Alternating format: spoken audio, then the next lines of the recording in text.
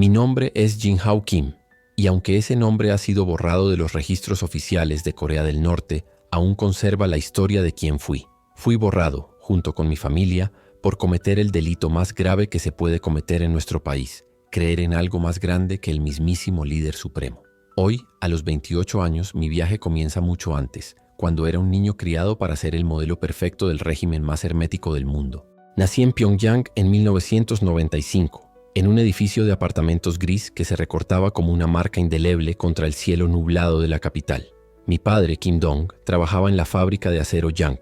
Sus manos siempre estaban manchadas de óxido y carbón, como si el trabajo duro fuera su única identidad. Todos los días a las 5 de la mañana seguía el mismo ritual, una reverencia ante el retrato del gran líder que colgaba en nuestra sala y un susurro de gratitud que repetía sin pensar, como un mantra. Mi madre, Park Suni, era enfermera en el Hospital Popular de Pyongyang. Su bata blanca siempre estaba impecable, pero sus ojos, aunque cansados, reflejaban una tranquila determinación que solo comprendería mucho más tarde. Vivíamos en un pequeño apartamento de 2 habitaciones en la 7ª planta de un edificio que parecía no haber visto nunca un rayo de sol directo. El agua solo corría 3 horas al día y la electricidad era un lujo que dependía del ánimo del Estado. Pero para nosotros esto era el paraíso, o al menos eso es lo que nos habían hecho creer. Las paredes estaban cubiertas de retratos de los 3 líderes, Kim Il-sung, Kim Jong-il y Kim Jong-un, y sus miradas serias siempre estaban ahí, observando cada uno de nuestros movimientos. Nos protegían, nos cuidaban y sobre todo nos amaban. Todas las mañanas antes de ir a la escuela seguíamos el ritual familiar. Nos parábamos con las manos juntas ante los retratos de nuestros líderes y recitábamos las palabras que se nos habían grabado en el alma desde pequeños. Gracias, gran líder, por darnos la vida. Gracias por protegernos del malvado mundo capitalista. Esas palabras resonaban como un eco, repitiéndose día tras día. Mi hermana menor, Min, tenía solo 6 años, pero ya repetía esas palabras con una seriedad que me partía el corazón. Sus ojos, muy abiertos, brillaban con una fe ciega que yo también compartía. En la escuela primaria Kim Il-sung del distrito de Moranong, cada día comenzaba con una clase de adoctrinamiento ideológico. Nos sentamos en filas perfectamente alineadas, con uniformes azules inmaculados, y la maestra, a quien simplemente llamábamos profesora R, nos sermoneó sobre la enormidad de nuestro sistema. Habló de cómo el resto del mundo vivía en la miseria, mientras nosotros nos deleitábamos en la generosidad y el amor paternal de nuestro líder. El capitalismo es una enfermedad, dijo con firmeza, tamborileando con el dedo sobre el mapamundi, siempre resaltando Estados Unidos en rojo. Nosotros, en cambio, éramos los únicos verdaderamente libres. Por las tardes, después de la escuela, nos reuníamos para actividades grupales, marchando por el patio y cantando himnos de alabanza al régimen. Nuestras voces infantiles se alzaban al unísono. El general es nuestro padre, el partido es nuestra madre, no tenemos nada que envidiarle en el mundo. Cantaba con auténtico fervor, creyendo cada palabra, sintiéndome parte de algo más grande, algo eterno. Los fines de semana, mi familia y yo visitábamos los monumentos sagrados de Pyongyang. Paseábamos por la plaza Kim Il-sung, esa vasta terraza donde se alzaban las estatuas de bronce de los líderes como gigantes benévolos. Hacíamos profundas reverencias y colocábamos flores frescas a los pies de estas estatuas, como si fueran dioses que velaban por nosotros. Era el mundo que conocíamos, era nuestra realidad, nuestra verdad, y en el fondo creíamos que no había nada más allá. Hasta que un día todo cambió. El aire, siempre saturado de incienso y reverencia, se mezclaba con el olor metálico de la ciudad industrial. De pequeño me subía a los hombros de mi padre para contemplar mejor las estatuas de bronce que dominaban las plazas, imponentes y silenciosas. Sus fuertes manos me sostenían, ofreciéndome una sensación de protección mientras murmuraba: «Un día, Jinho, tú también servirás a tu país con honor». En aquel entonces sus palabras eran como un juramento sagrado, y las creí fielmente, sin rechistar. Sin embargo, bajo esa fachada impecable, algo empezaba a resquebrajarse, pero aún no lo veía. Mi madre, con su mirada serena y silenciosa, tenía sus propios momentos de soledad. Cuando creía que nadie la observaba, miraba por la ventana con una mirada distante, perdida en la lejanía. Sus dedos, casi por reflejo, acariciaban una cicatriz en su muñeca, una marca que nunca explicó. Mi padre, tras un día particularmente difícil en la fábrica, se sentaba a la mesa de la cocina, con la mirada perdida, como si recordara algo que le habían arrebatado, algo que ya no podía tocar. Una de esas noches de invierno, mientras el viento cortante azotaba los edificios y la calefacción volvía a fallar, me desperté con susurros provenientes de la cocina. Me levanté, curiosa, y encontré a mis padres en silencio hablando en voz baja. Sus voces eran bajas, pero su tono me estremeció. Mi madre lloraba, sus sollozos ahogados por el hombro de mi padre, y él, exhausto, repetía una y otra vez: «No podemos hacer nada». No entendí lo que decían en ese momento, pero ese momento quedó grabado en mi memoria, como una fotografía borrosa, como la sensación de que algo iba muy, muy mal. En la escuela, por otro lado, nos decían que éramos los niños más afortunados del mundo, que vivíamos en el paraíso terrenal. Pero por la noche, cuando sonaban las sirenas y nos refugiábamos en los sótanos fríos y húmedos durante los ejercicios de defensa, me preguntaba por qué. Si estábamos en el paraíso teníamos que escondernos todo el tiempo. La comida, cada vez más escasa, ya no era suficiente. Mi hermana Min estaba visiblemente más delgada y cuando pregunté por qué, mi madre respondió como si ofreciera una explicación desesperanzada: «Es parte del noble sacrificio por la patria». Yo, como hija perfecta del régimen, fui criada para amar sin cuestionar, para obedecer sin vacilar, para vivir y respirar por la gloria del Estado. Pero aún así, dentro de mí, algo comenzaba a despertarse. Una sed que las palabras del partido no podían saciar. Un hambre que la ideología no podía saciar. En ese momento no sabía qué era, pero en retrospectiva me doy cuenta de que fue el primer indicio de algo que cambiaría mi vida para siempre. El cambio llegó silenciosamente, envuelto en secreto y disfrazado de visita familiar. Era otoño de 2010 y yo tenía 15 años cuando mi tío, Min Jun, vino a cenar a casa. Era diferente al resto, más alto con trajes a medida y una confianza que solo quienes estaban cerca del poder podían demostrar. Como miembro del partido en el Ministerio de Cultura, tenía acceso a cosas y lugares que jamás podríamos imaginar. Esa noche, mientras mi madre preparaba kimchi en la cocina y mi padre ayudaba a Minji con sus deberes, mi tío me hizo un gesto discreto para que lo siguiera al balcón. Yo, siempre obediente, lo seguí sin rechistar, sin saber que en ese momento iniciaba un viaje que cambiaría todo lo que sabía y creía. El aire de octubre me azotaba la piel, con el olor a carbón quemado que flotaba sobre Pyongyang como una neblina gris, una constante que había llegado a considerar parte del paisaje. Las luces de la ciudad parpadeaban tímidamente, mientras otras zonas permanecían sumidas en la oscuridad. Otro apagón. Jin-ho me habló en voz baja, con la mirada atenta, observando los edificios a nuestro alrededor, con una aprensión que nunca antes había notado. «Hay algo que quiero mostrarte, pero tienes que prometerme que jamás le contarás a nadie lo que voy a darte». Su voz tembló de una forma que me desconcertó, con una urgencia palpable que me revolvió el estómago. Asentí, sin comprender del todo la importancia de lo que estaba a punto de suceder. Sacó un pequeño objeto de su bolsillo que brilló suavemente a la luz de la luna. Era una memoria USB, del tamaño de mi pulgar. La sostuvo con reverencia, como si fuera una reliquia sagrada, con las manos ligeramente temblorosas. «Esto», susurró, «contiene cosas que el gobierno no quiere que veamos, pero creo que necesitas verlo. Creo que necesitas saber que hay algo más allá de lo que nos han enseñado». Mi corazón se aceleró, latiendo tan fuerte que casi podía oírlo en la quietud de la noche. «¿Qué es esto?», pregunté, apenas en un susurro. Tardó unos segundos en responder, pero cuando lo hizo, su tono estaba cargado de profunda preocupación. «Películas», dijo finalmente. «Películas sobre un hombre llamado Jesús». Jesús. Ese nombre estaba prohibido, asociado con los imperialistas que querían destruir la perfección de nuestro régimen. No tenía sentido, pero aún así, algo dentro de mí empezó a agitarse. «Esto es traición», balbuceé sintiendo la gravedad del asunto. Me miró con seriedad pero con dulzura en la mirada. «Si nos encuentran», hizo una pausa como si le faltaran las palabras. Luego me puso una mano firme en el hombro. «Jin-ho, veo hambre en tus ojos, un hambre que has llevado desde pequeño, un hambre que el partido no puede saciar. Estas películas pueden mostrarte por qué tienes tanta sed». Tenía los ojos llorosos, pero no dejó caer ni una lágrima. «Prométeme una cosa», dijo con gravedad. «Ten mucho cuidado, mucho cuidado». Esa noche, después de que todos en casa se durmieran, me metí bajo las sábanas, con la vieja laptop que mi padre había comprado en el mercado negro escondida en las sombras de mi habitación. Me temblaban las manos al conectar la memoria USB y esperar. La pantalla de la computadora brilló suavemente, y pronto apareció una imagen, algo completamente nuevo para mí. Era un hombre con una túnica blanca, con ojos tan llenos de paz que eran casi inalcanzables. La primera película que me mostró se llamaba La Pasión de Cristo. En las siguientes 3 horas mi vida se transformó.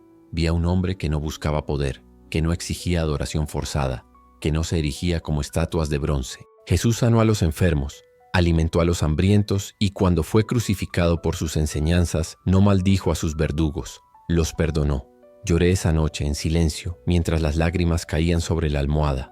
Procesaba cada imagen, cada palabra. Por primera vez en mi vida encontré algo que conmovió profundamente esa inexplicable hambre que sentía dentro de mí. Algo que me mostró un amor jamás explicado en los libros de historia ni en las palabras que nos enseñó el partido. Un amor que ya existía, sin necesidad de ganarse. Un amor que por primera vez creí real. Sabía que eso lo cambiaría todo, pero no podía volver atrás. No era adoración por miedo, sino amor por elección. No era obediencia ciega, sino fe consciente. Con el paso de los días, las noches se convirtieron en mi único refugio, un santuario secreto donde por fin podía ser yo mismo. Cada noche veía una película diferente. La vida de Jesús, los 10 mandamientos, el príncipe de Egipto. Cada historia era como una pieza de un rompecabezas que no sabía que estaba armando, pero que, de alguna manera, me completaba. Cada escena sembró algo nuevo en mi corazón, algo que ni siquiera sabía que esperaba ser cultivado. Sin embargo, fue una película en particular la que lo cambió todo para siempre. Jesús de Nazaret, cuando vi a Jesús en la cruz, sangrando por personas que ni siquiera lo conocían, y escuché sus palabras: Padre, perdónalos, porque no saben lo que hacen. Algo dentro de mí se rompió por completo. Fue el amor más puro que jamás había presenciado. A diferencia de todo lo que había conocido, donde el amor solo existía si eras útil, obediente e incondicional. El amor del Estado era condicional, mientras que el amor de Jesús era inmenso, incondicional e ilimitado. En ese momento algo cambió para siempre. Empecé a orar, moviendo los labios silenciosamente bajo las sábanas mientras mi familia dormía, con la voz ahogada por el miedo. Jesús, si de verdad existes, si de verdad me amas como dicen esas películas, muéstramelo. Dame paz. Era una oración peligrosa, en una tierra donde cualquier oración que no se dirigiera a líderes muertos se consideraba traición. Pero a medida que pasaban los días, todo a mi alrededor parecía distorsionarse. En la escuela, cuando cantábamos himnos alabando al régimen, me sorprendí pensando en las canciones de alabanza a Jesús que había escuchado en las películas. Durante las clases de educación ideológica, cuando el profesor R nos hablaba de la perfección de nuestro sistema, las palabras de Jesús sobre la verdad que nos haría libres resonaban en mi mente. La contradicción era abrumadora. Por un lado, toda mi vida, mi identidad, se había construido en torno a la devoción al Estado, un compromiso incuestionable. Pero por otro lado, había encontrado algo que mi alma reconocía como verdadero. Era como vivir 2 vidas a la vez. Una, como hijo obediente del régimen durante el día, y otra, como buscador espiritual en las noches secretas, cuando el miedo y la duda se desvanecían. Empecé a cambiar de forma sutil, casi imperceptible. Ya no cantaba los himnos patrióticos con la misma energía. Durante los rituales matutinos, ante los retratos de los líderes, mis palabras se volvían mecánicas, vacías, mientras mi corazón rezaba en silencio a Jesús. Mi madre notó que yo era diferente, más reflexiva, más callada. Pero cuando me preguntó qué me pasaba, sonreí y le dije que estaba madurando. Sabía que no podía decírselo. Así era más seguro. Pero la verdad dentro de mí se hacía más fuerte cada día. Una noche, aproximadamente un mes después de recibir las películas, tuve un sueño que lo cambió todo. Soñé que estaba en una vasta llanura, rodeada de miles de personas que marchaban en perfecta formación, todas hacia el abismo. Marchaba con ellas, mis pies moviéndose automáticamente sin pensar, como parte de algo más grande, algo sin alma. Pero entonces oí una voz que me llamaba. Me giré y vi a Jesús de pie junto al camino, con los brazos extendidos hacia mí. Me miró y dijo: «Ven a mí, no necesitas marchar hacia la destrucción, tengo vida para ti». Desperté con lágrimas en los ojos, pero con una certeza inquebrantable en el corazón. Había encontrado la verdad. Sin importar el costo, sin importar las consecuencias que enfrentaría, sabía que Jesús era real. Él estaba allí, esperándome, amándome. Esa noche, bajo las mantas que se habían convertido en mi refugio y santuario, susurré mi primera oración de entrega total. «Señor, te doy mi vida. Haz conmigo lo que quieras. Te sigo». Y fue en ese momento, con la certeza en mi corazón, que comenzó el verdadero viaje. Supe que a partir de ese momento mi vida nunca volvería a ser la misma. El camino sería difícil, pero ya no había dudas. Había encontrado la única verdad que importaba. Entonces lo oí. Un golpeteo bajo, casi imperceptible, en la pared contigua a mi habitación. El sonido era tan suave que parecía el viento, pero la sensación de que algo andaba mal me hizo contener la respiración. Un golpeteo de nuevo, esta vez más fuerte, seguido de un suspiro ahogado. El señor Park Sung-min estaba al otro lado de la pared. Se me encogió el estómago. Sabía que era devoto del partido, pero al mismo tiempo, su obsesión por la lealtad al régimen me hacía preguntarme si realmente tenía los oídos que temía. Intenté convencerme de que no podía haber oído, de que tal vez era solo una coincidencia, pero no lo era. Sentí como si el aire se hubiera vuelto más denso, más pesado y me faltaba el aire. Volví a ponerme los auriculares, intentando en vano disimular cualquier rastro de movimiento. Mi mente gritaba: «Te delataste, fuiste imprudente». Pero también había una parte de mí que no podía volver atrás. Sabía que la fe se había vuelto demasiado real, algo imborrable. Pero aún así, en ese momento no veía el camino a seguir. El golpe en la pared se repitió, esta vez más firme, más decidido. Miré por la ventana a la oscuridad que aún envolvía la ciudad, intentando imaginar qué vendría después. Cuando el señor Park se levantó de madrugada, fue porque ya se dirigía a trabajar en la fábrica. Pero esta mañana era diferente. El reloj marcaba casi las 3 de la madrugada. No debería estar despierto. Sentía una opresión en el pecho con cada segundo que pasaba. Me puse de pie, temblando, sintiendo que el suelo cedía bajo mis pies. Decidí que no podía esperar más. Al ver la sombra acercarse a la puerta de mi habitación, una rabia inexplicable me invadió. Ira contra mí mismo, por haber sido tan débil, por haber sido tan descuidado. Era como si me viera desde fuera, un niño ingenuo que se entregó por completo sin pensar en las consecuencias. Pero no fue solo el miedo lo que me atrapó. También sentí una claridad inesperada, algo que se había ido gestando en mi corazón durante semanas, algo que me decía: no, no voy a volver. Respiré hondo y con las manos aún temblorosas caminé hacia la puerta. El silencio era ensordecedor, como si todo el mundo estuviera esperando lo que vendría después. Al abrir la puerta, una brisa fría invadió el apartamento, pero lo que me paralizó no fue el viento, sino el Señor. Estaba allí, de pie en la puerta de su apartamento, con la mirada fija en mí, su expresión impasible, como si ya supiera lo que más temía. No dijo ni una palabra. Su mirada estaba serena, pero había algo ahí, algo que parecía pesar más que la simple curiosidad. Me observaba sin prisa, sin prisa. Mi cuerpo estaba paralizado, pero mi mente gritaba, buscando una salida, una palabra, algo que me salvara. Pero él no dijo nada. Se quedó allí, observándome en silencio. Entonces finalmente dijo suavemente, casi como un susurro: «Escuché lo que dijiste». Mi corazón se paró por un instante. Quería gritar, quería correr, quería que me dijera que era una broma, que solo intentaba asustarme, pero no, hablaba en serio. La siguiente palabra que dijo hizo temblar el suelo bajo mis pies. «Y ya sé lo que estabas buscando». No supe cómo reaccionar. Él esperaba que dijera algo, pero las palabras parecían ausentes, como si la verdad me abrumara la mente, sin dejar espacio para nada más. «No te preocupes, Jinjo», continuó con una calma impresionante. «Soy un amigo». Fue entonces cuando me di cuenta de que el señor Park Sung-min, con toda su devoción al partido, con todos los retratos de sus líderes en su apartamento, no estaba allí para denunciarme.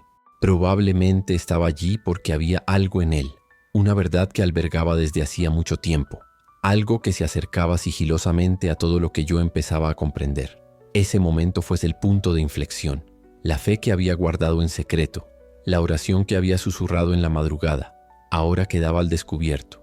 Pero de alguna manera, este no era el final, era solo el principio. No supe cómo, pero en ese instante, una nueva certeza se formó en mí.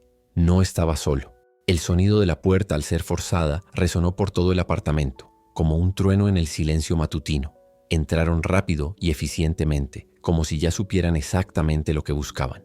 Tenía la mirada fija en el suelo y el corazón me latía con fuerza, pero no podía moverme. Me invadió una sensación de impotencia, como si el terror me hubiera paralizado el cuerpo. Los hombres no dijeron ni una palabra al principio. Permanecieron allí, inmóviles, observando la habitación con miradas calculadoras. Minji temblaba a mi lado mientras mi madre observaba a mi padre, quien parecía haber perdido todo rastro de coraje. Sabía que intentaba procesar la gravedad de la situación, pero había un miedo tan profundo en sus ojos que me hizo comprender que lo que estaba sucediendo allí no era solo una búsqueda de material prohibido, era más que eso. Uno de los agentes, el más alto, empezó a recorrer la habitación con precisión, examinando cada rincón, tocando objetos, abriendo cajones, como si buscara algo específico. La tensión era palpable. No me atrevía a respirar. El miedo era tan grande que temí que incluso el sonido de mi propio suspiro fuera suficiente para delatarnos. Y sabía que, en el fondo, el señor Park observaba todo esto, esperando los resultados de su trabajo, esperando la recompensa por su información. Finalmente, el hombre alto se acercó a mi padre y le dijo en tono impersonal: «¿Sabes el motivo de nuestra visita?». Mi padre se quedó paralizado un instante, incapaz de responder. Lo cierto es que lo sabía muy bien, pero nada lo habría preparado para las consecuencias de un error tan grave. La fe, lo que parecía ser lo único que aún daba sentido a mi vida, ahora ponía en peligro a nuestra familia. Buscamos material subversivo, Sabemos que tienes algo que no deberías tener. La voz del oficial era firme, implacable.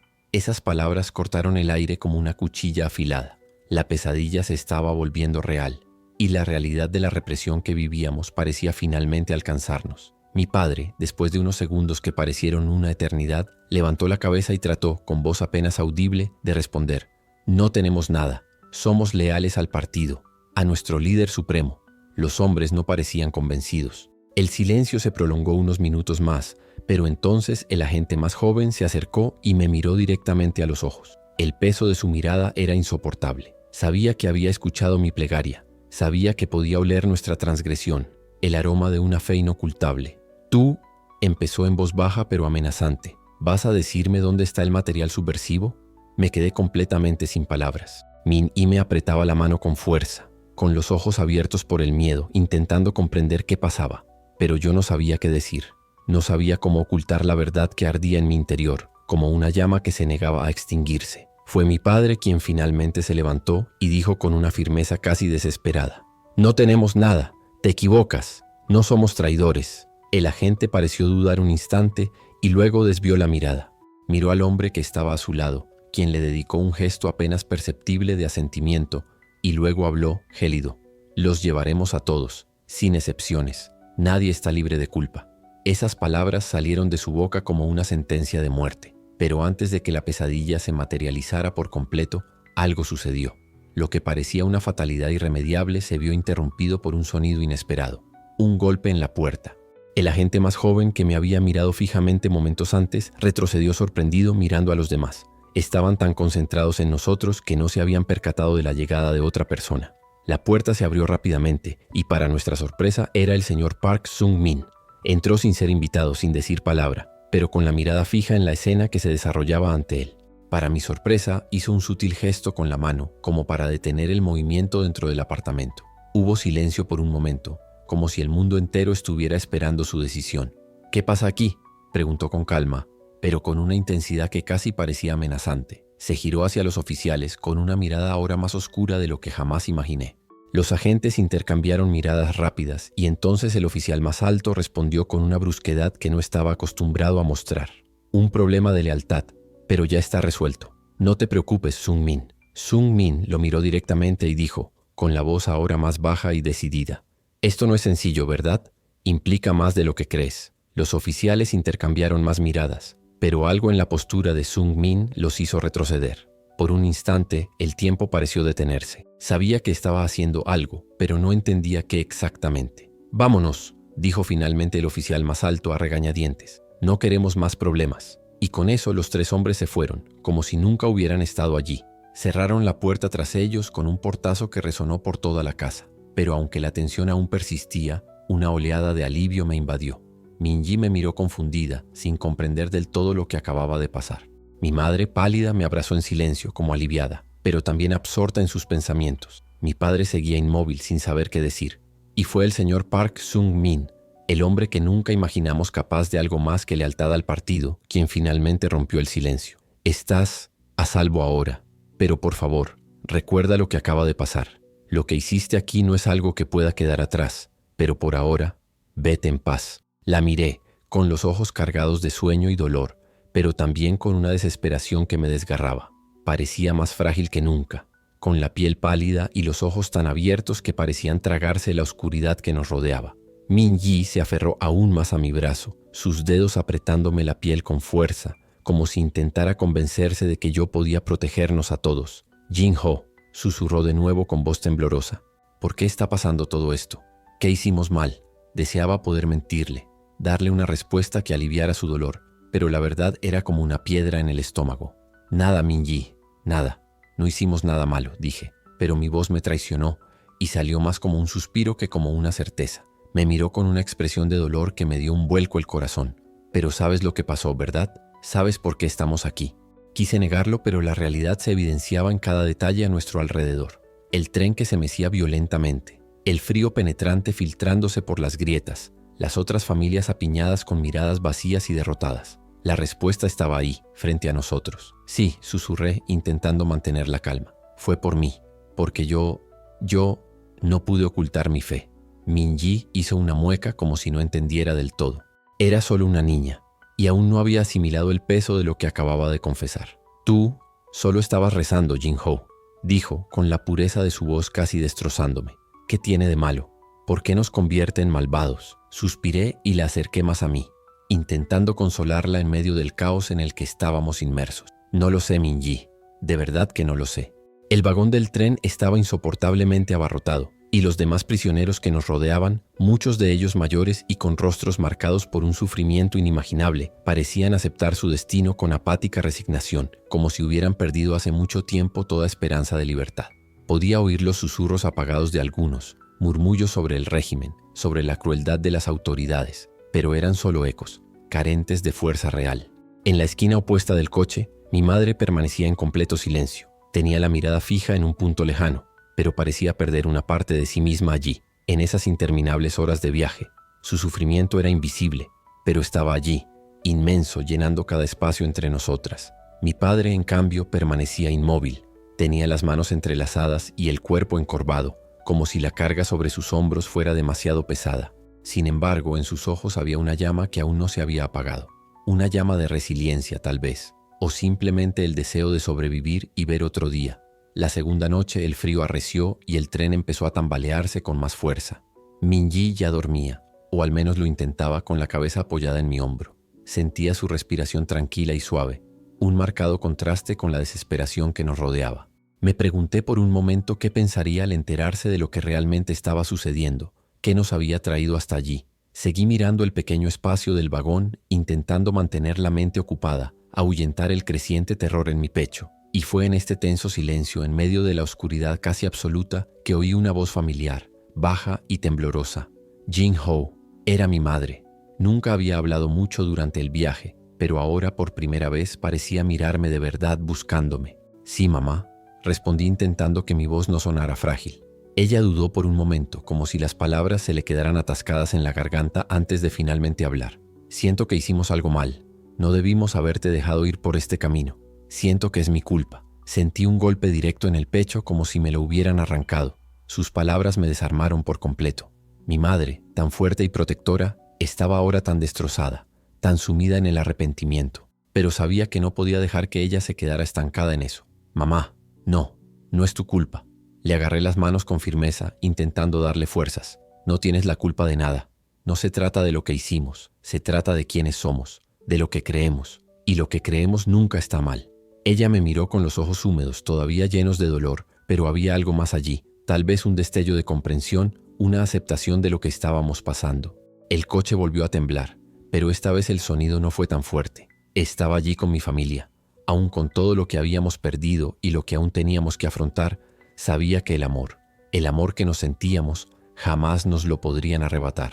En un rincón lejano entre los demás presos, un hombre empezó a cantar suavemente. No era una canción de protesta, sino una canción suave, casi olvidada, algo que aún conservaba el eco de algo más humano, algo más libre. Y por un instante, en ese espacio angosto y doloroso, cerré los ojos y me permití escuchar. Sabía que el viaje aún era largo y que el precio que pagaríamos sería alto, pero en mi interior había una llama inextinguible. La rutina en el campo de trabajo era una tortura implacable, un ciclo de hambre, agotamiento y humillación. Trabajar 12 horas al día construyendo caminos helados, cavando trincheras o cargando rocas gigantes hacía que el tiempo pareciera una línea recta de sufrimiento continuo, sin fin a la vista. Cada día era una lucha por la supervivencia y la esperanza parecía una sombra cada vez más lejana. Pero en esa constante miseria había algo a lo que aún me aferraba con fuerza, algo que jamás podía soltar, ni siquiera cuando mi cuerpo gritaba y mi mente estaba a punto de rendirse. La silenciosa presencia de Jesús. Sentí más que nunca que Él estaba allí, en ese lugar despiadado donde los hombres eran despojados de su dignidad e identidad. Incluso en las horas más oscuras, cuando el frío calaba hondo y el dolor físico amenazaban con devorar cualquier vestigio de esperanza, había algo en mi corazón que se negaba a ceder. Lei Chango, mi compañero de litera, se convirtió en un pilar para mí. Su fe era inquebrantable, y las palabras de consuelo que me ofrecía en las noches más oscuras eran como un bálsamo para mi alma. A menudo me recordaba pasajes de la Biblia que habíamos aprendido en nuestro tiempo libre. Donde 2 o más se reúnen en mi nombre, estoy presente, decía en voz baja mientras los guardias hacían su ronda.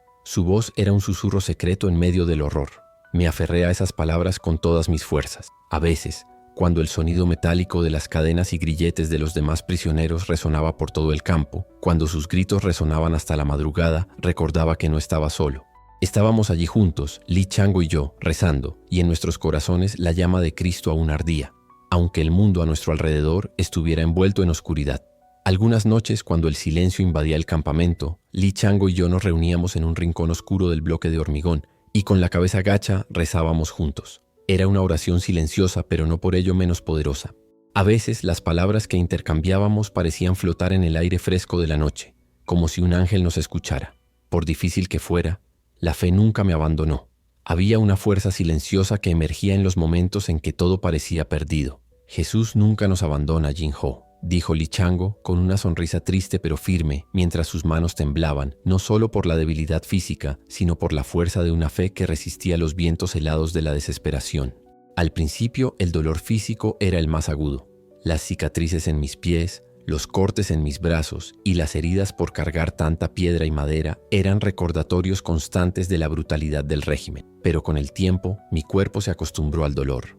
Lo que no se adaptó fue mi espíritu, y sabía que era mi fe la que me impulsaba a seguir adelante. El trabajo incesante, el agotamiento, el hambre y la miseria física me estaban agotando, pero la esperanza de que la libertad aún existía en algún lugar me impulsaba a seguir adelante. Había noches en las que apenas podía dormir, y mientras las estrellas brillaban a través de las pequeñas grietas del techo de hormigón, recordaba la noche en que comencé a orar pidiendo valentía. El amor de Jesús, su promesa de paz, me ayudó a afrontar el vacío que se expandía en mí cada día. Él no solo estaba en el cielo, sino allí, en esas pequeñas oraciones silenciosas, en los susurros compartidos de fe, en los gestos de compasión entre los prisioneros, en ese lugar donde los cuerpos estaban atrapados pero el espíritu aún anhelaba algo más. Fue en la solidaridad y la fe que encontré la fuerza para seguir adelante. Li Chango y yo comenzamos a compartir lo que sabíamos de la Biblia, en fragmentos que podíamos recordar, ocultándonos de las mirillas, pero sin dejar de nutrir lo que nos mantenía vivos, no nuestros cuerpos, sino nuestras almas. Y en medio del dolor y el sufrimiento comencé a comprender que la libertad no provenía de la ausencia de cadenas, sino del poder que Dios nos dio para seguir adelante, amar y vivir, incluso en el infierno. No sabía qué pasaría con mi familia, pero algo dentro de mí ya lo sabía. El amor de Jesús jamás me sería arrebatado, y eso me dio una fuerza inexplicable. Con cada nuevo amanecer, cuando el sonido de las sirenas cortaba el aire, rezaba, sabiendo que no estaba sola, nunca más. El comandante Kim estaba furioso. Soltó un grito tan fuerte que resonó por todo el campamento, y pronto se acercaron otros guardias, corriendo con sus pesadas botas como una tormenta. Antes de que pudiera soltarme de Jun, un soldado me agarró del brazo y me apartó. El agua que le había traído a Jun se derramó por el suelo mezclándose con la tierra sucia, como si ese acto de compasión hubiera sido un pecado, algo imperdonable. Me arrastraron al centro del patio, donde me esperaba el comandante Kim, con una expresión aún más monstruosa de lo habitual. Estaba furioso. La rabia se reflejaba en su rostro rojo. Los demás prisioneros retrocedieron, temerosos del castigo que seguía a cada acto de desobediencia, sobre todo cuando implicaba un gesto de humanidad en medio de tanta inhumanidad. ¿Te atreves a cuestionar las leyes del Estado? ¿Te atreves a comportarte como un traidor, mostrando compasión por un criminal? Gruñó, golpeándose la palma de la otra mano como si se preparara para atacarme. Temblaba, no de miedo, sino de vergüenza por haber actuado así. ¿Qué me pasaba? ¿Cómo podía actuar así en un lugar donde la supervivencia dependía de la indiferencia, donde cualquier acto de bondad podía ser fatal? Pero incluso en esa tortura moral, algo dentro de mí se mantuvo firme. Sabía que lo que había hecho, por peligroso que fuera, era correcto. No podía vivir como los demás. No podía convertirme en una sombra de mí mismo. El agua que le di a Jun Tail no fue solo ayuda física, sino una resistencia silenciosa, un acto de fe que se negaba a desvanecerse, incluso ante la crueldad más insoportable. El comandante Kim se acercó a mí, tan cerca que podía sentir su aliento cálido y pesado. «No serás castigado solo por este acto», dijo con una voz gélida. «Irás a la cueva de las sombras. Allí aprenderás la verdadera lealtad al Estado. Quizás entonces te conviertas en un hombre». Dio la orden y 2 guardias se acercaron, empujándome bruscamente hacia el edificio que llamaban la Cueva de las Sombras. Era un lugar de castigo, un pozo profundo donde los prisioneros eran arrojados a sufrir aún más, lejos de la vista de todos. No había luz, solo oscuridad total, un espacio estrecho donde la única compañía era el silencio absoluto. roto solo por el sonido de su propio sufrimiento. Mientras me arrastraban, mi cuerpo estaba débil y magullado, y el frío de la noche empezaba a azotarme la piel. Sin embargo, mi mente no estaba en el dolor ni en el miedo al castigo. Estaba con Yuntail, con mi madre, mi hermana y mi padre. Recordé el rostro de Min, sus ojos llenos de sufrimiento y miedo. Recordé a mi madre, su suave voz intentando calmarme antes de que nos separaran en el campo. Pero lo que más recordaba era una promesa que hice la noche que me separaron de mi familia, cuando le pedí a Dios valor para afrontar lo que me deparara el futuro. Jesús, quédate conmigo. Esa oración era todo lo que tenía ahora. Cuando finalmente me arrojaron a la cueva, la oscuridad era densa y sofocante. Mis ojos se acostumbraron poco a poco a la falta de luz, pero no podía ver nada más allá de las paredes de hormigón que parecían quitarme la respiración. Me apreté contra la pared intentando encontrar una posición cómoda, pero el espacio era tan pequeño que el simple movimiento me causaba dolor. Era un lugar sin promesas, sin esperanza visible. Pero en ese momento sucedió algo inesperado. Sentí por un breve instante la presencia de algo más grande que el dolor o el miedo, algo que me envolvió suave y delicadamente. Era como si en ese espacio de oscuridad total, la luz de Cristo estuviera conmigo. La calidez de su presencia llenó mi corazón de una paz indescriptible, algo que me hizo sentir que a pesar de estar físicamente solo y rodeado de enemigos, no estaba realmente perdido. Cerré los ojos, apartando mi mente de las frías paredes y la opresiva soledad. En cambio, me aferré al recuerdo de un amor inquebrantable, a la certeza de que, por mucho que el mundo a mi alrededor quisiera destrozarme, tenía algo dentro que nada podía destruir. En el silencio de la cueva de las sombras encontré la libertad. El dolor de perder a todos los que me rodeaban, uno a uno, era casi insoportable, pero lo que más me destrozó fue la sensación de que quizás yo lo había causado todo. La culpa me carcomía el alma como un veneno lento e implacable. Si nunca hubiera orado en voz alta, si nunca me hubiera rendido a la fe que me consumía, tal vez mi familia seguiría viva, unida, incluso en medio del infierno de aquel lugar. Me preguntaba si el precio de mi amor por Jesús había sido demasiado alto, no solo para mí, sino para todos mis seres queridos. Pero fue en ese lugar, en ese abismo de dolor y pérdida, que algo empezó a florecer en mí. Algo que, aunque pequeño y frágil, no podía ser extinguido por la muerte, la crueldad ni la desesperanza. Era una llama de fe, la misma que había llevado desde aquel primer momento en mi habitación, susurrando una oración silenciosa, aún tan joven e ingenua. En mi soledad, con los ojos llenos de lágrimas y el corazón dolido, comencé a darme cuenta de algo que me había eludido por tanto tiempo. El sufrimiento que experimentaba no era en vano. Cada lágrima, cada golpe, cada muerte era una oportunidad para acercarme a Cristo. Como Él mismo había dicho, bienaventurados los que lloran porque ellos recibirán consolación. No había prometido una vida fácil, sino su presencia en medio del sufrimiento. Y sin embargo, a pesar de todo, Él estaba allí, en la oscuridad, en el sufrimiento, en el abandono. Sabía que no estaba sola. Aunque los cuerpos de mis seres queridos estaban muertos, sus almas seguían vivas en mí, y la fe que compartíamos no se había apagado. Habían sido martirizados por su fe, pero ahora, en lugar de culpa, había una llama de amor que los unía a mí de una manera que ninguna prisión ni ningún campo de trabajo podría destruir. El último recuerdo que tuve de mi madre fue su mirada, llena de perdón, incluso ante la separación, incluso cuando sabía que la muerte estaba más cerca de lo que nadie podía imaginar. E incluso en su muerte sentí su voz susurrando en mi corazón: sigue luchando, no te rindas. Tenía que seguir adelante, no por mí, sino por ellos. No sabía cuánto tiempo más podría soportar el dolor de perderlo todo, pero sabía que si había un propósito, era revivir aquello por lo que habían muerto. Jesús no los había abandonado, y por insoportable que pareciera el dolor, esta verdad era algo que nadie podía arrebatarme. Y así, en medio de la oscuridad, seguí caminando. Las cicatrices en mi cuerpo y alma eran profundas, pero mi fe era aún más profunda. La muerte no era el final, y sabía que de alguna manera, en algún lugar, la luz prevalecería. El plan de escape era simple pero audaz, y el peligro acechaba a cada paso. Teníamos que esperar el momento oportuno, cuando los guardias se distrajeran lo suficiente como para permitirnos movernos. Sin embargo, sabíamos que si nos atrapaban, el castigo sería fatal, tanto para nosotros como para los demás prisioneros, que probablemente serían severamente castigados como ejemplo. Min Seok era un hombre de acción, no de palabras. Cada vez que hablaba, su mirada calculaba cada riesgo, sopesando cada posibilidad. Enseñaba con paciencia, y su presencia me infundió una esperanza que no había sentido desde mis primeros días en el campo. Pero había una extraña tranquilidad en sus ojos, una paz que parecía provenir de algo más profundo que la mera supervivencia. Creía que había algo más allá de ese campamento, algo más grande que nos aguardaba. Cuando habló de la posibilidad de escapar a China, una nueva meta se formó en mi mente, algo que nunca había imaginado: la libertad. ¿Sabes lo que significa vivir sin miedo?, preguntó una noche mientras las estrellas brillaban sobre nosotros. Allá en China puedes temer a la policía, a la hambruna, pero al menos tienes la oportunidad de elegir tu lucha. Aquí en el campo quieren que mueras sin luchar, sin esperanza. Quieren matar tu alma antes que tu cuerpo. Las palabras de Min Seok empezaron a tener sentido. Para él, vivir con miedo era una forma de aceptar la opresión. Pero huir era un acto de resistencia. Aunque significara la muerte, al menos sería una muerte en libertad.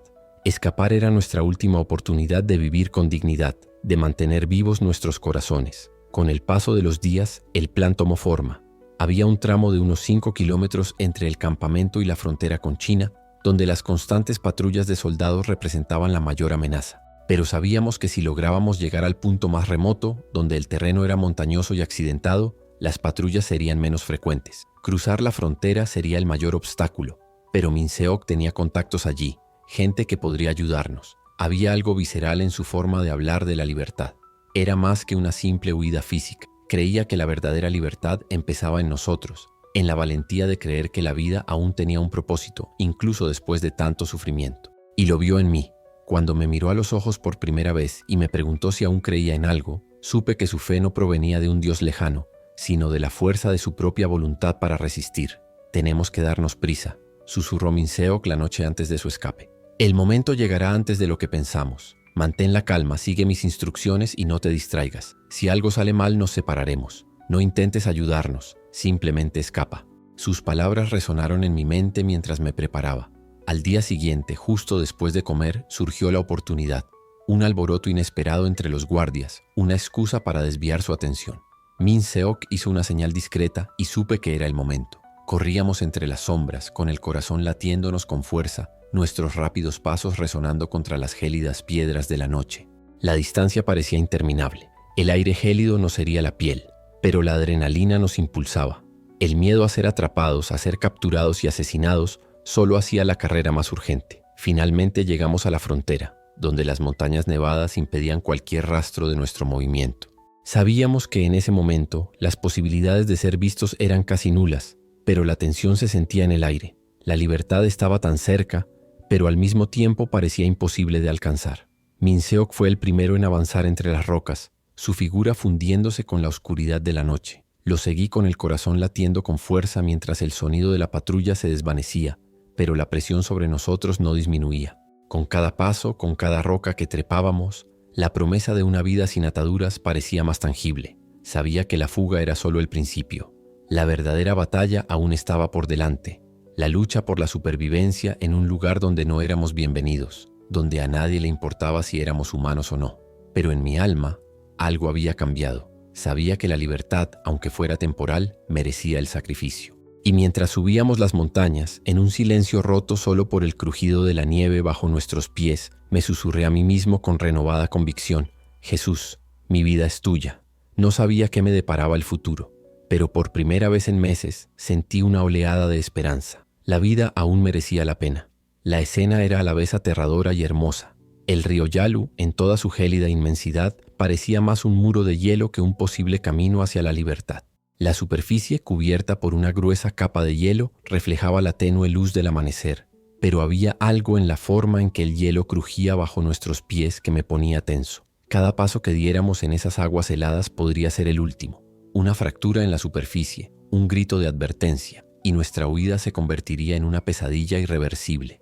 Min Seok, sin embargo, parecía imperturbable. Contemplaba el río con una calma que desmentía la desesperada situación. «Será peligroso», dijo en voz baja, «pero si el hielo aguanta podemos cruzar.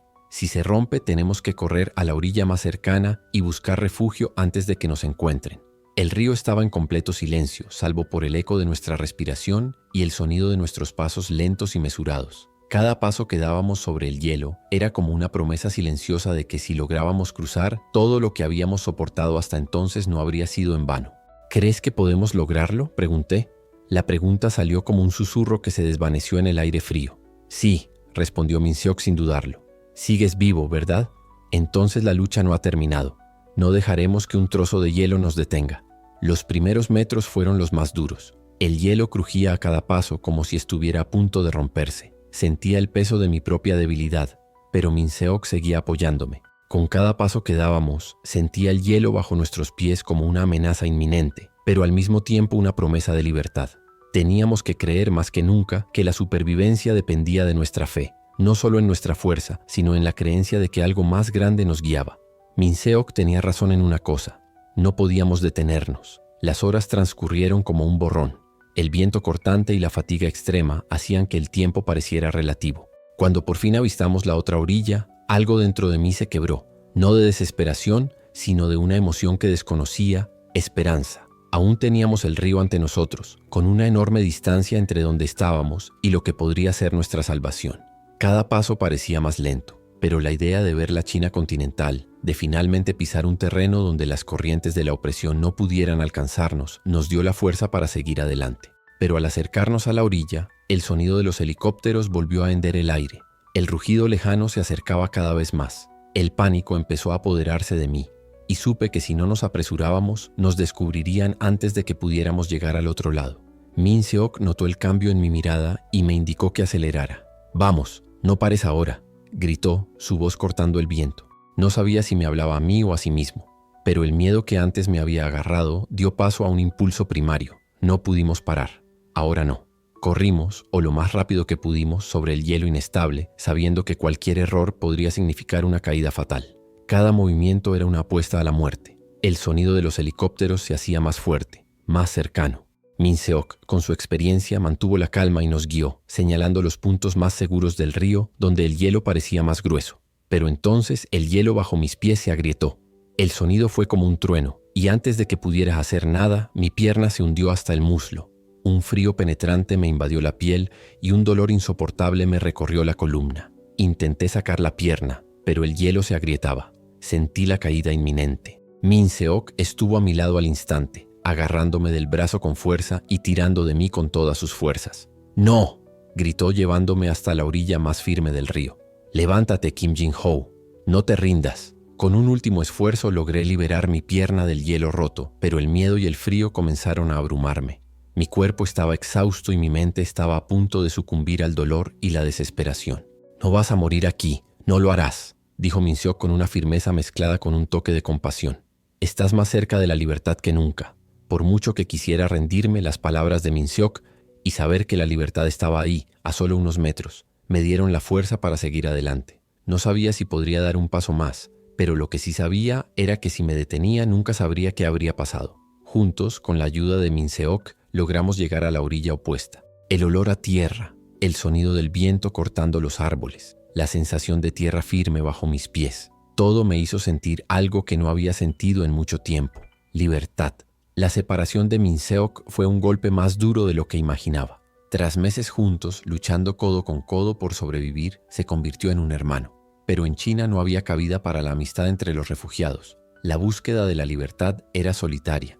Desapareció entre la multitud de desconocidos y sus destinos divergieron. La primera vez que respiré aire chino tras cruzar el río Yalu, sentí una mezcla de alivio y confusión.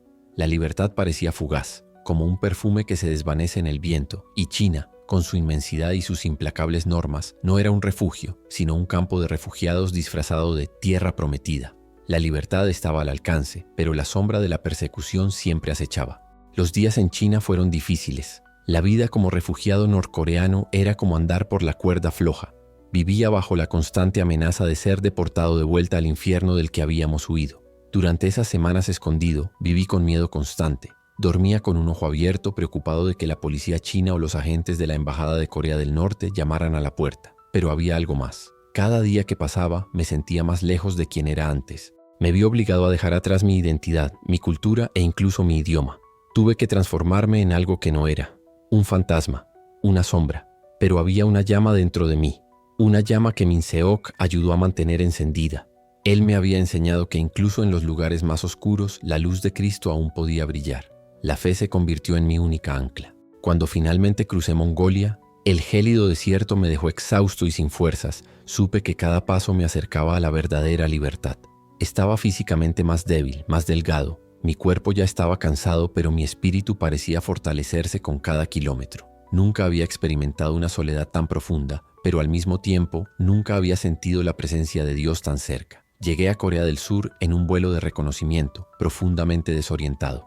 Al pisar suelo surcoreano no hubo una gran celebración ni una ronda de aplausos. Sentí un profundo agotamiento y la sensación de estar en el lugar correcto, pero tan lejos de casa. Ahora era un hombre libre, pero la libertad no era la respuesta que esperaba.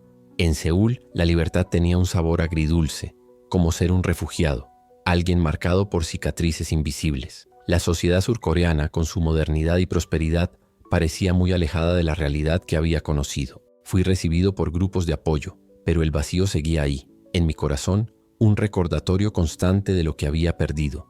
Las bulliciosas calles de Seúl, con sus relucientes rascacielos y concurridas avenidas, me resultaban casi irreconocibles. La ciudad, con toda su riqueza, parecía un mundo de ciencia ficción, donde yo era un extraño.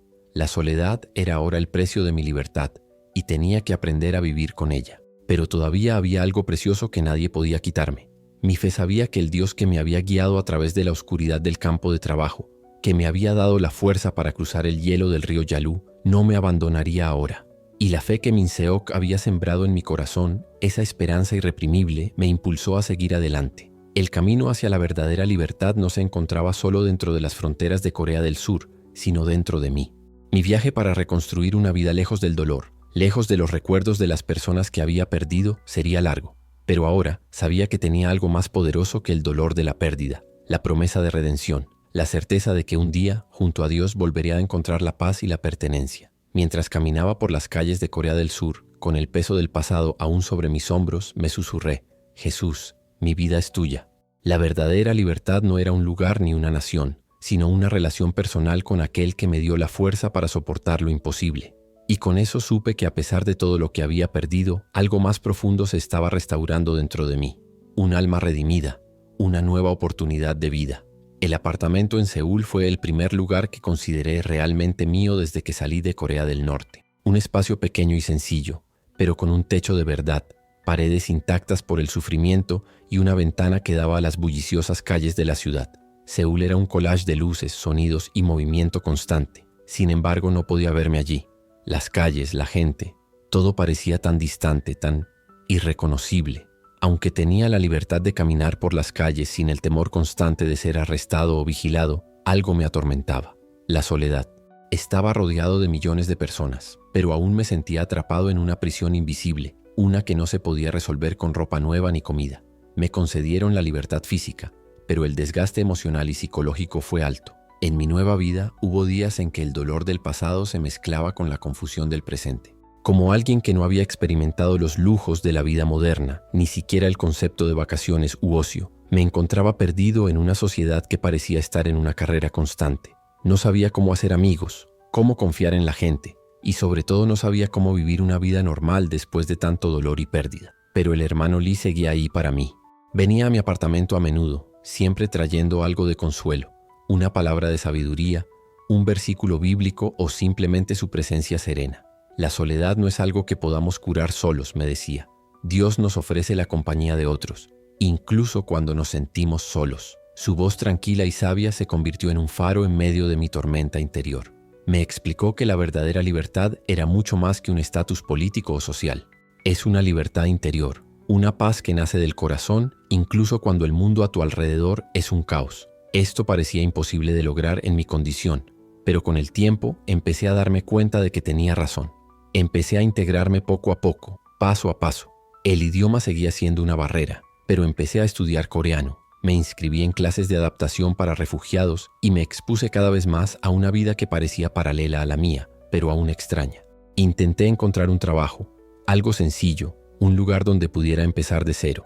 Yo, que había excavado túneles de carbón en las profundidades de la mina, ahora estaba aprendiendo a trabajar en una oficina, escribiendo en una computadora, algo que me parecía casi surrealista. Aún así, mi fe seguía siendo mi alma.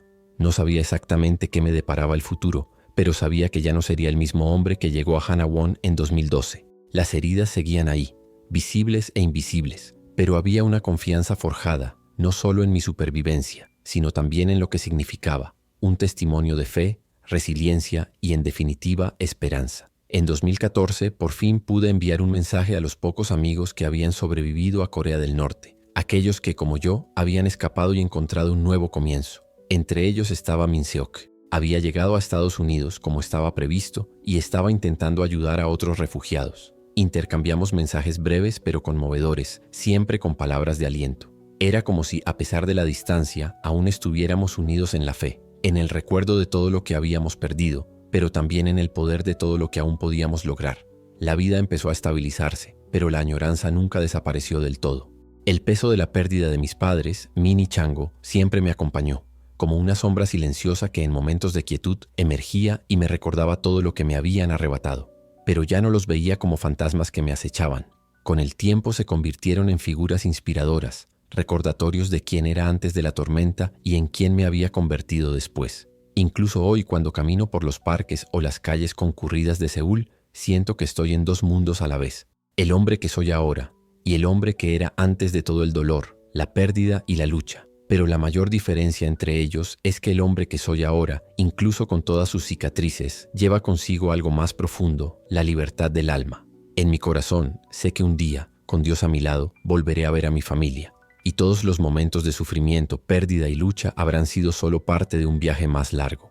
Un viaje que, aunque marcado por el dolor, también estuvo marcado por la gracia. Y por difícil que fuera, me trajo aquí, donde puedo respirar, vivir y finalmente ser libre. Esa joven estudiante con sus ojos llorosos y un dolor que reconocí fue solo una de las muchas vidas que vi conmovidas por esta historia. Cada vez que alguien encuentra un rayo de luz en mis palabras, siento que el sufrimiento de mis seres queridos no fue en vano. Y quizás al final, esta fue la única manera de comprender el dolor que yo cargaba. Su sacrificio no fue un error. Ahora es una semilla que germina, difundiendo aquello en lo que creían, incluso sin saberlo. Mi fe, forjada en el fuego de la tortura y la pérdida, es ahora un faro de esperanza para otros, aunque esté fragmentada. En los momentos más profundos de mi soledad en Seúl, donde la libertad física me atormentaba con su silencio y vacío, el hermano Lee me dijo algo que jamás olvidaré. Tu verdadera libertad no está en las calles luminosas de Seúl, sino en lo que elijas hacer con el dolor que llevas. Eso es lo que Dios quiere de ti ahora. Y poco a poco comencé a comprender lo que quería decir. Hoy, 5 años después de cruzar el Yalu, cada palabra que comparto, cada historia que cuento, cada lágrima que aún fluye es un acto de adoración, porque en el fondo sé que de alguna manera Dios usó mi vida para dar voz a quienes fueron silenciados. La verdad que llevo no es solo mía, sino la de todos los que murieron sin poder hablar. Y aunque el dolor y los recuerdos aún me marcan, he encontrado un propósito más profundo del que jamás imaginé: dar sentido a la pérdida y dejar que la luz de Cristo brille a través de las sombras que el régimen intentó crear. Mi libertad no se trata solo de ser físicamente libre, se trata de liberar a otros con la verdad que me ha sido dada. Y al continuar hablando, siguiendo el camino que Dios me ha preparado, cada lágrima, cada dolor, cada cicatriz, se convierte en parte de mi testimonio. Una respuesta al silencio forzado, una victoria sobre la oscuridad. Porque sí, Jesús me salvó en Corea del Norte. Y ahora, con esta libertad que me ha sido dada, mi misión es seguir siendo la voz de quienes ya no pueden hablar, hasta que la verdad de su luz brille sobre todas las naciones.